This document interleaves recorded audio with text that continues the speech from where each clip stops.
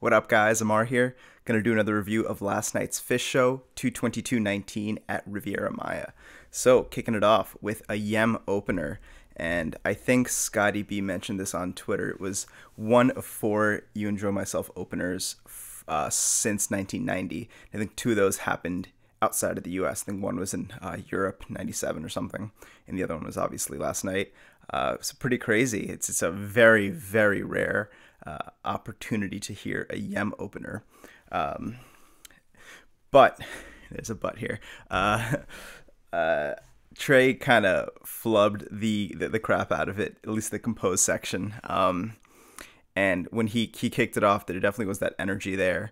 But just the, like all the cross picking and alternate picking of like the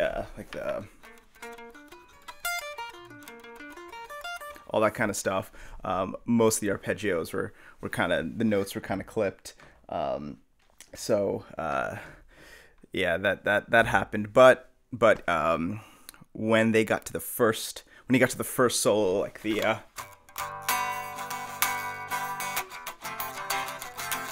part,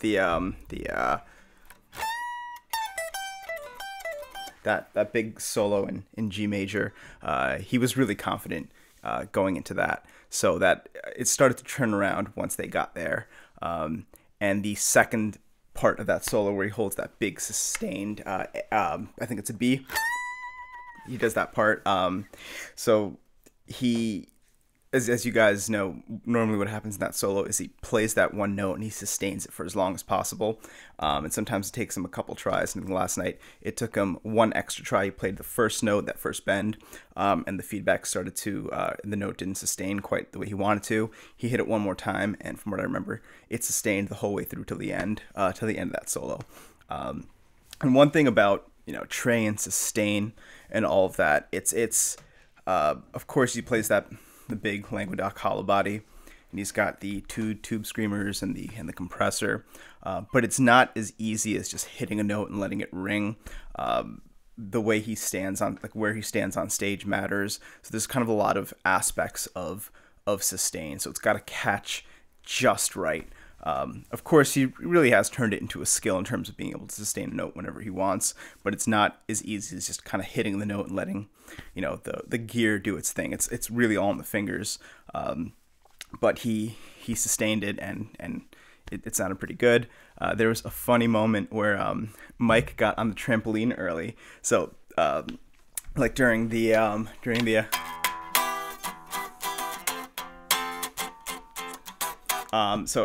during that part, I think, is when the crew brings out the tramps, and then the solos happen, and then they're in the boy man part, and there's this one part where it's like,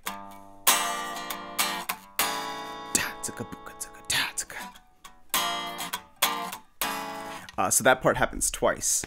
And Mike got on the tramp during the first part, and he starts jumping, and he looks over and realizes that he's in the wrong part. He started jumping at the wrong part of Yem, and he kind of sheepishly gets off and goes back to the mic to sing the Wash You Fitzy harmony, and it was just kind of funny, and everyone was cracking up. I know Trey had a good laugh, and the other guys did too, and it was it was just a funny moment.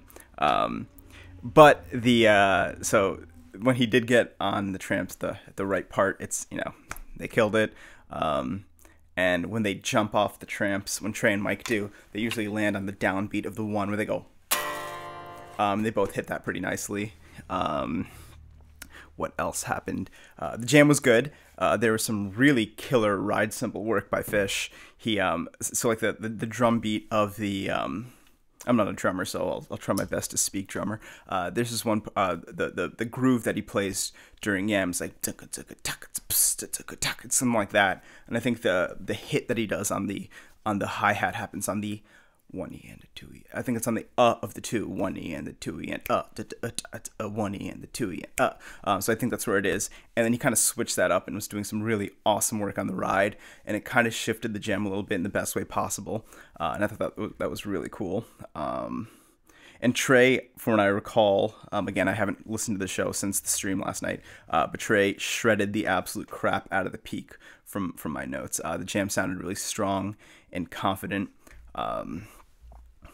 Oh, and also when during Mike's bass solo, like during the I think it's a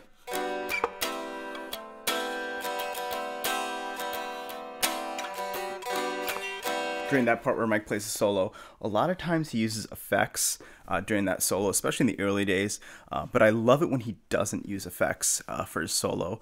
And of course, I think a lot of time when Mike uses effect, he's obviously a master, so I'm not going to critique him, but a lot of times it's an artistic choice from him, right? He plays it, he puts on an effect because that's how he wants to express himself in the moment.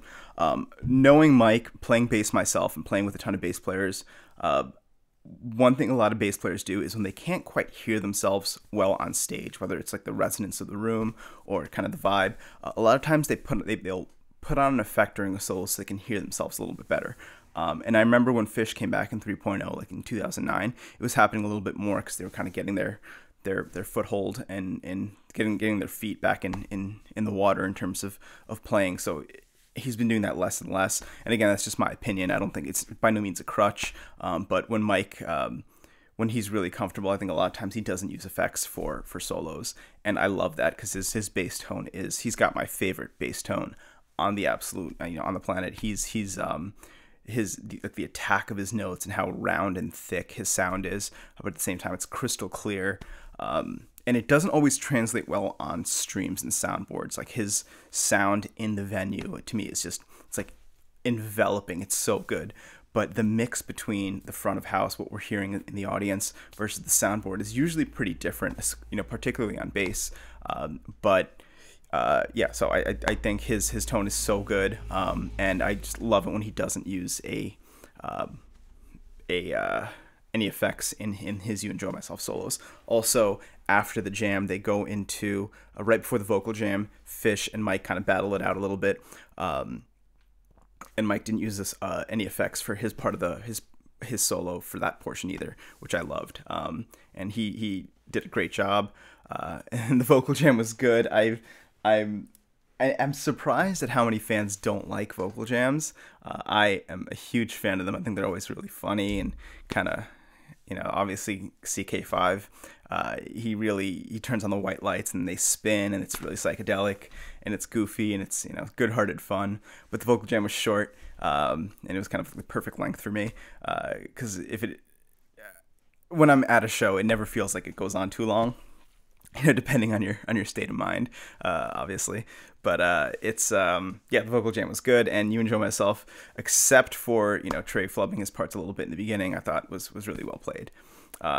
Next was Turtle in the Clouds, and this is probably my favorite Casvat Vax tune. It is so brilliantly composed, and one of the hardest things to do is to make a proggy sounding song be catchy, which like for example, like a lot of Phish's earlier proggy stuff, like like Bowie and Fluffhead, if you try to sing me a portion of one of those composed pieces, you'd probably sound like you're having a seizure, right? Because it's all there's some like atonal bits in it, and it's really not saying that it's not catchy, but as Phish progresses, I think their ability to write these songs that are really cerebrally, I can't say that word, cerebrally satisfying, at the same time really catchy. Their ability to do that is just getting better and better. And Turtle is, in my opinion, one of the best examples of them being able to write a song that satisfies nerds like me, in terms of being very, very complex, but at the same time having a lot of soul and heart and not playing a lot of notes for the sake of it. So I thought it's one of my absolute favorite new tunes, and I hope I do get to hear it one of these days. It's still pretty rare from the stats that I saw. So I thought it was a great version, and of course Trey and Mike had a little dance in the middle, and it was adorable watching those two guys do their little choreographed pieces, and they have so much fun with it, and it's clear that they're just having the time of their lives on stage, and it really shows. So Turtle was great. The solo section, where Trey has to solo over the harmony, over the chord progression, was really good. There was one part in the very end where he quotes the melody pretty high up, and I think he missed one like the higher notes, and it kind of soured a little bit, but overall it was still really good. That was just something I put in my notes. Next, 46 days. So 46 days. Right. It's so Trey comes in with a.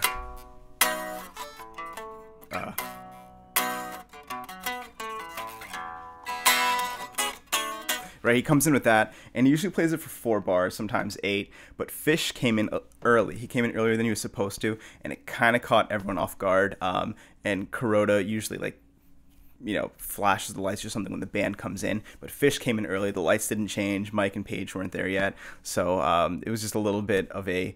I'm not going to say it was a mistake, but it was clear that at least on stage, that it was a little bit unexpected. Trey ripped the shit out of this one too, really shredding from my notes. He was really giving it his all, and the jam was pretty good. It was short. It was set about 7.5 minutes. It seemed longer than it was, but they kind of really they really gave it their all during that jam. Towards the end of it, Trey was slowing down, going out of the song. And I think he was just still playing the main refrain, and he goes right, that whole part, and he was slowing down, and Phish wasn't quite catching up to him, but it was still good. It was something that I noticed, that Trey and Phish didn't quite sync up perfectly towards the end where they're both slowing down. That's something that's pretty hard to do because it's not consistent, right? They don't always slow down at the same rate. So they were trying to sync up. Didn't quite happen, but overall 46 days I thought was really good. Next was No Men in No Man's Land. Again, a newer tune that I absolutely love. And Trey started this one in the wrong key, and Paige, the camera wasn't facing Paige during that part of the stream, but he Trey, I saw Paige playing, giving Trey kind of the death stare, you're in the wrong key, homie, you're in the wrong key, and then Trey corrected pretty quickly, which is just funny. And in that jam, in that jam in No Man's, there was kind of taken from the cow funk vibe in the fact that there was a lot of jamming without much soloing, so there's a lot of groove based kind of rhythm work happening, which I love to hear, because the groove of that song is pretty killer. At one point I wrote this in my notes that Paige, he got sweat in his eyes, and I saw him he grabbed his sweat rag and wiped his face, and I don't think it was because it was that hot. I looked at Mike and Trey, and they were dry as a bone. I think Paige was just working his ass off.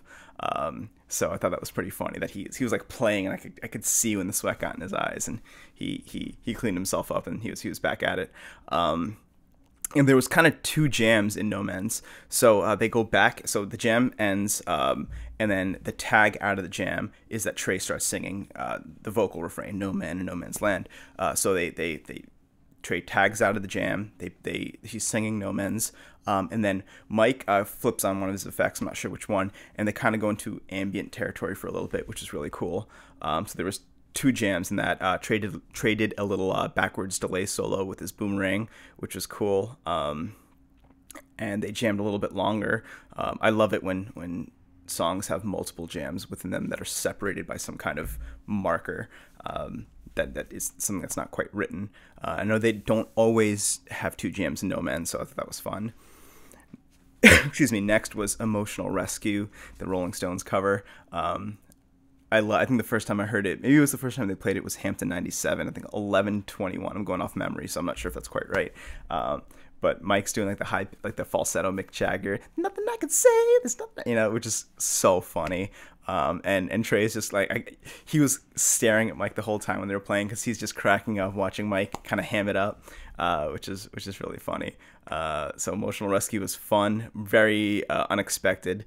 They were definitely in a silly mood last night, which really manifested during the second set. And so after Emotional Rescue, they played Tube, and Trey was so excited to start Tube that I don't think he gave anyone quite enough time to prepare. The boom boom asteroid crash, right? So he plays that big bend. I haven't played tube in a long time. Like the right, there's that kind of big bend, and then so asteroid crash, nothing burned. Makes me wonder. Like everyone hits on the makes me wonder, but nobody hit on it. And Kuroda again also you just like some kind of like flash during the makes me wonder, and nobody did it. No one was prepared for it. Trey, I think again he was so excited to play the tune that he just kind of he was like let's do it, which is really fun to see. But that was a little something that I just noticed that the intro they weren't synced up for the intro, but the song itself was good. The jam right off the bat was interesting. They a lot of times they kind of ride out the funk part. I don't remember what key it's in. I think it's a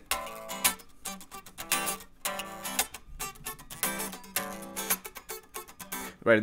They kind of jam out on the funk, and from what I remember, they didn't kind of get funky immediately. The song's obviously already funky, but they kind of made it a little bit more spacey from the beginning.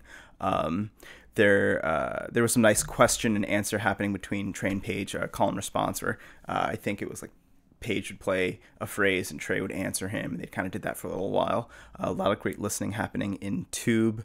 And Phish dropped out briefly at one point in the jam, and I thought the jam was going to end, but it didn't, thankfully.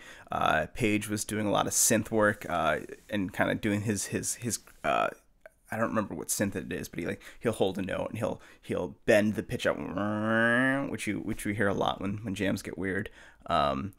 And so after the Tube jam, there's that blues shuffle.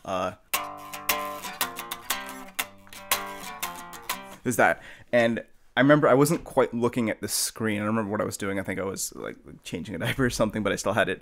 I was still listening. And I remember just the drop into the shuffle, into the into the blues part of Tube after the jam. I remember it being like telepathic. I remember that they were like jamming pretty hard and it just kind of happened, came out of nowhere. And I wish I was looking at my screen at that point. But yeah, I have in my notes that it was close to telepathic. But at the end of the tune, again, I'm not throwing stones here, but Trey was staring really hard at his teleprompter. He's got, all those guys I think have teleprompters. And he was so kind of focused on reading that he kind of messed up a little bit towards the last verse of Tube. Not, again, by no means a deal breaker to make the song bad, just something that I noticed. After Tube, and Tube was short. It was 9 minutes. Thank God it was not under 5. I would, controversial opinion, if Tube's going to be under 5 minutes, I would rather not hear it because I love the song so much. I want to hear it jammed out. It doesn't have to be a big 20-minute monster. If it is, great. But they tried to stretch it out last night and it worked. I thought the jam overall was awesome. Excuse me. After that was Shade. And I think it was, I don't remember what year it was, a year or two ago, Trey played the Troy Savings Bank here in upstate New York. And I was like, my wife and I think we were like almost front row. I think we were second row, almost like right in front of Trey. So it was so cool to usually with at Phish shows, I'm never really close because I'm not, I don't go through the whole song and dance of trying to get there early, all that. And if you do, hey, no, respect to that. So if I get good seats, of course I'll take them. And that night when I saw Trey at Troy, I'm pretty sure he played Shade, and it was I think it's a beautiful tune. I know a lot of people don't like newer ballads. I'm a fan usually. I'll always give a new song a fair shake. And there's that part at the end where the vocal refrain is, I only like the shade. My voice just cracked. I only like the shade when you're blocking the light. And I think what they do, the end of it is hey, I'm back. Sorry, my camera had a fritz. Okay, so we were talking about Shade. So at the end of the song, they're all playing. They're all singing, I only like the shade when you're blocking the light. And from what I recall, I think they're all starting that on a different beat in the measure. So there's 4 beats to the bar, 1, 2, 3, 4, and all 4 of them are singing. And I think each one takes a downbeat. So excuse me, each one takes like Trey will sing the one, start singing on the one, Mike will do it on the two, Paige will do it on the three, and Phish will do it on the four. And it's got this beautiful kind of circular vibe. And one thing that Phish does is, again, I think they're better than this at any band, is they take things that aren't naturally psychedelic, like a a 5-chord ballad, and they'll make it psychedelic, but not not in some kind of effort to make it trippy. It's just this compositional tool that makes it sound really kind of unique, and I love it when they do that kind of stuff, especially in songs where you're not expecting it, like Shade. Next was Saw It Again. I saw this song once, and I think it was at August 2003. I can't remember what day it was, and I love that song. It's gotten a little less rare over the years, which is cool. And Trey was cracking up the whole time, just having so much fun playing it. I love seeing them kind of. I love it when they're having so much fun they mess up a little bit. I'm a stickler for tightness and playing the composed sections right, but when they're having so much fun that they can't quite play the parts, that it's so infectious. It makes us, at least it makes me love the band even more. So I always forgive sloppiness when it comes at the expense of joy. And the ending of Saw It Again was really cool from what I remember.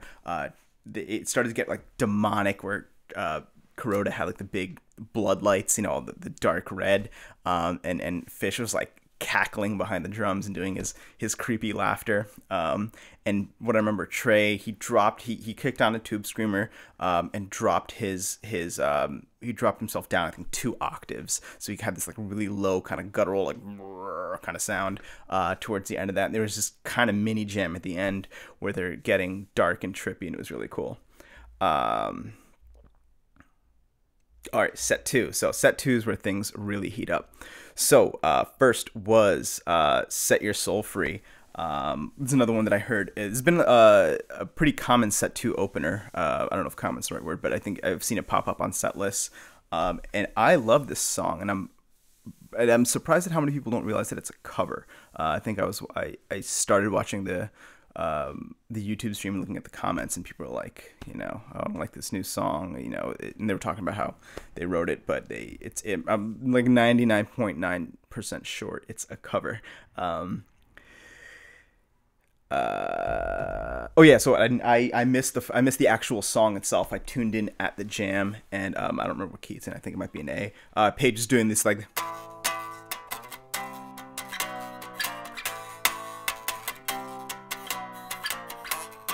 He was doing that kind of that 1-4-3-2 kind of descending harmony. He was kind of putting a new chord progression on top of it. There was a lot of wandering in the jam where they were searching a lot, which I love. But it means that when they're searching, there's usually not any kind of really cool moments happening. It's something that's necessary to get to those cool moments. But there's a lot of wandering. But Trey did give the jam a second wind. It got really dark and psychedelic. And at one point, Paige was doing a lot of heard that big E7 sharp 9 chord that Paige was playing, that kind of thing. I'm pretty sure at that point they were in E.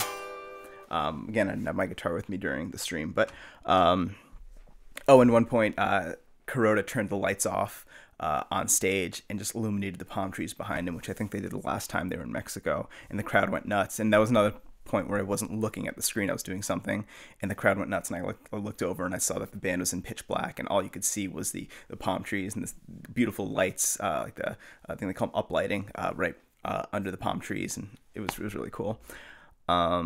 Oh yeah, and it sounded like Trey tried to do the funk siren at one point, and it didn't. I don't think he had his foot in the right place on the whammy, but he made the most of it. And to me, it sounded like a mistake, but he was like, "Oh, let's just ride with it," and I just thought it was funny. And there was a start-stop jam with woos. I'm not going to get into woos because I have controversial opinions on wooing during jamming. And there was a lot. The jam just kept going and Set Your Soul Free. There's a lot of Hendrixy kind of playing from Trey, especially all second set. He was kind of channeling his inner Hendrix. And the Set Your Soul Free jam hit about 26 and a half minutes, and I think it's an absolute must here. I thought it went a lot of cool places. And after that was Mercury, which hit 22 minutes. So the first 2 tunes of the second set last night was was close to an hour of jamming, which is awesome. I love it when they really stretch out. And I'm a big fan of Mercury. I think it's a great tune. And again, it goes back to what I said about writing a proggy sounding song that's really catchy. I think Mercury's really, I think it's, the lyrics are great. It's so much fun to hear. And it's funny because that, when I saw Phish last in Albany, set 2, I'm pretty sure was Set Your Soul Free in Mercury. I think the second night, I can't quite remember, but it was, I'd be happy to hear that again. I'm a big fan of hearing different stuff every show, as I'm sure everyone watching this is. But if they did that again, I wouldn't leave the show. Oh yeah, so in the middle section, it sounded like Trey had some trouble playing the changes during the solo. And he did that same, we talked about it in Gin yesterday, he did that lick once. I remember, I made a note of that in Mercury. He did it once, and I think he realized, he was like, oh, I'm doing that thing again. And he only did it once. I don't think it was a conscious choice. There was a key change in the second jam. I think Mercury has at least 2 jams. I'm not quite an expert in the song. But the second jam was beautiful, and Trey, and at one point Trey sustained a note for a nice long time. It caught just right, and he let that ride, which is really cool. The whole thing was outstanding. Again, I think the first 2 songs, Set Your Soul Free and Mercury, are absolutely must-hears. They're played beautifully with a lot of really intense jamming that sounded just super confident. And at one point, so Trey tried going to Slave, so I saw him hit that big, and he kind of slowed down his strumming to kind of play Slave a little bit. And I was like, oh, they're gonna do Slave, and they didn't. He abandoned that, and they jammed for a little bit longer, but they eventually did right after going to Slave. And Slave, so here's where I put on my my analytical cap. Slave to me sounded like there was missed changes throughout the whole thing, and a lot of, even though Slave's pretty, a lot of the parts are set in stone. When they go from section to section, it's really based on feel. A lot of times, it's not like they're not counting. They're feeling, and they're kind of looking at each other to go when to go into the next part. And it just seemed like the whole time, the band was kind of missing the changes. Collectively, I don't place blame on one person. Again, that was just my observation from seeing it. And during the final,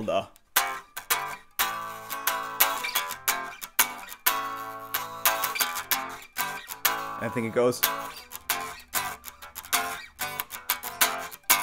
it's something like that. I don't know if I played it in the right key, but I remember Phish he missed the final hit, the bump, and he hit that, and I saw him look a little bit dejected that he missed a change. Again, Slave was probably the least favorite Slave I've ever heard. The jam itself was good. I just the fact that the changes were missed kind of soured it for me. But still good. Still overall, I think it was.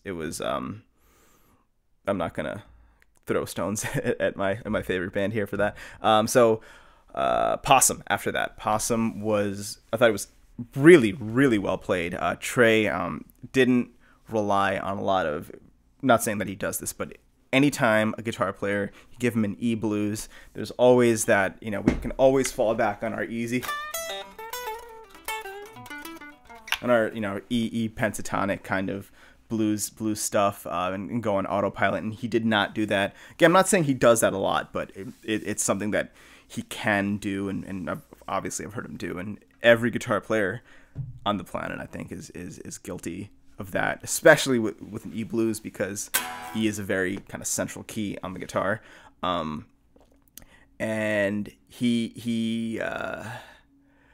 so Trey was really playing changes throughout the whole thing, and it was really nice to hear that he was really giving it his all during the Possum solo, and he was doing a ton of like country bends, like the I don't know if you can see my fretboard,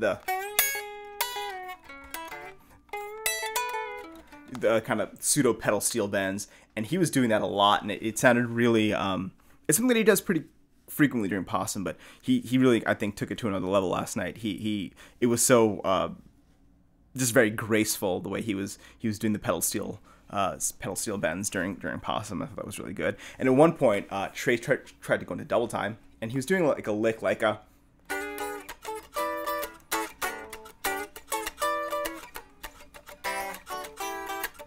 He was doing that kind of stuff, and he tried to do a double time. He tried to do something like that, and his wrist wasn't quite up to it. It was really hard. I mean, I don't. Again, I don't fault him. But he was. I love it when he tries to push his own boundaries, and you can kind of see it in his face that he's trying. And when he didn't quite hit it, he wasn't dejected. He was like, "Oh, I gave it my best shot." It still sounded great. I just thought it was cool to hear when he really did try to push himself and do something that's technically pretty easy, right? Playing those kind of voicings isn't something that's hard, but the double time on the wrist is really boom, bat, bat, bat, boom, bat. It's definitely not easy. Sanity. This is number 2 where Trey started off in the wrong key and Paige had to correct him. And it was hysterical. Like, he was playing Sanity, and I'm pretty sure it's A flat, E flat. It's like something like